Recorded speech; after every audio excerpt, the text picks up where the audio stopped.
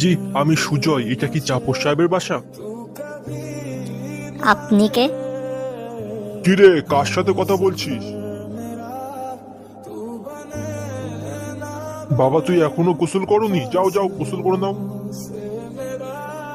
জি, আমি জাপর সাহেব। আপনি তো আমার কাছে এসেছেন। জি, আমি সুজয়। আপনার কি মালিবাগের রাতিয়া সুলতানের কথা মনে আছে? কোন রাতিয়া? আপনি 26-27 বছর আগে মালিবার স্টাফ কোয়ার্টারে থাকতেন না? আপনি জবার কথা বলছেন?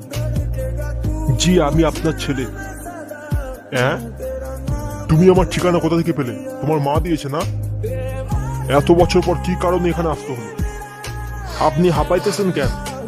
আমি পানি নিয়ে আসছি। না না, তুমি বলো কি উদ্দেশ্যে এত বছর পর আমার সামনে হাজির হয়েছে? আমি আপনার ছেলে। আপনি আমার বাবা। আমি আমার বাবাকে খুঁজতে আসছি। সেখানে উদ্দেশ্য কি থাকতে পারে?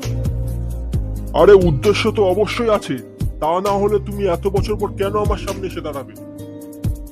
চাচ্ছ যে আমার উত্তরাধিকার হতে, আমার সয় সম্পত্তির ভাগ বসাতে? এইসব হবে না। আমার এখন একটা পরিবার আছে, তোমার মাকে বলে দিও। হ্যাঁ, আমার ছোট ছোট দুটো ছেলে মেয়ে আছে, তাদের ভবিষ্যৎ আছে। আমি কয়েকটা দিন পর হজে যাব। হজ থেকে ফিরে এসে আমার মেয়েটাকে বিয়ে দেব। এখন আমার এরকম একটা পাস্ট আছে, সেটা যদি জানাজানি হয়ে যায়, আমার ছেলে মেয়ের ভবিষ্যৎটা কি হবে? তুমি একবার চিন্তা করে দেখেছো? তুমি কি আমার কথা বুঝতে পারছো না? তুমি যে আমার ছেলে, যে এরকম একটা সংসার আগে ছিল, এটা কাউকে কোনো কিছু বলার দরকার নেই। ক্ষতি হবে, যাও তুমি এখান থেকে। তাহলে আমি কে? আমি কি জারজ সন্তান? আমি তো জারজ না। মা বাবার পরিচয় নেই। আমার তো মাও আছে, বাবাও আছে। তাহলে আমার পিতৃ পরিচয় কি দিতে পারবো না? আপনি আপনার ছোট ছেলের কথা ভাবছেন, আপনার মেয়ের ভবিষ্যতের কথা ভাবছেন। আপনি তো সেই একই বাবা। তাহলে আমার জন্য সেই দরদ ভালোবাসাটা কই? তোমাকে আমি হাত জোর করে বলছি, তুমি এখান থেকে যাও যাও। ভয় নাই, আমি আপনার সম্পত্তি নিতে আসি নাই। আমি শুধু দেখতে আইছিলাম বাবা জিনিসটা কেমন হয়। বাবা তিতা না বাবা মিঠা? বাবা কিভাবে আদর করে, বাবা কিভাবে শাসন করে, বাবার গায়ের গন্ধটা কেমন? সবাই বাবা দিয়ে শেয়ার দেয় আমার বাবা আমার হিরো। আমি দেখতে আইছিলাম আমার বাবা হিরো না ভিলেন। আমি এতটুকু জানতে আইছিলাম। বেশ, ঠিক আছে, এখন তুমি যাও।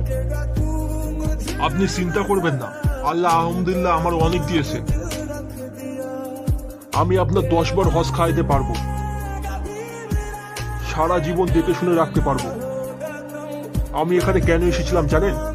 সামনে আমার বিয়ে। আমি ভেবেছিলাম বিয়ের দিন।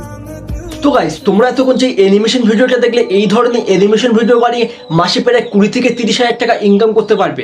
তোমরাও যদি আমার মতন এরকম অ্যানিমেশন ভিডিও বানিয়ে মাসে যদি 20 থেকে 30 হাজার টাকা যদি ইনকাম করতে চাও, তাহলে সরাসরি ডিসক্রিপশনে এখানে লিঙ্ক দেওয়া আছে, তোমরা ওখান থেকে ডাউনলোড করে নাও টুইনক্রাফট অ্যাপ্লিকেশন, যেখানে তোমার সরাসরি প্লে স্টোরে অ্যাভেলেবেল আছে। টুইনক্রাফট বলে সার্চ মারলে চলে আসবে প্লে স্টোরে, বা তোমরা এখানে ডিসক্রিপশনে আমি লিঙ্ক দিয়ে রাখবো, তোমরা ওখান থেকে ডাউনলোড করতে পারো।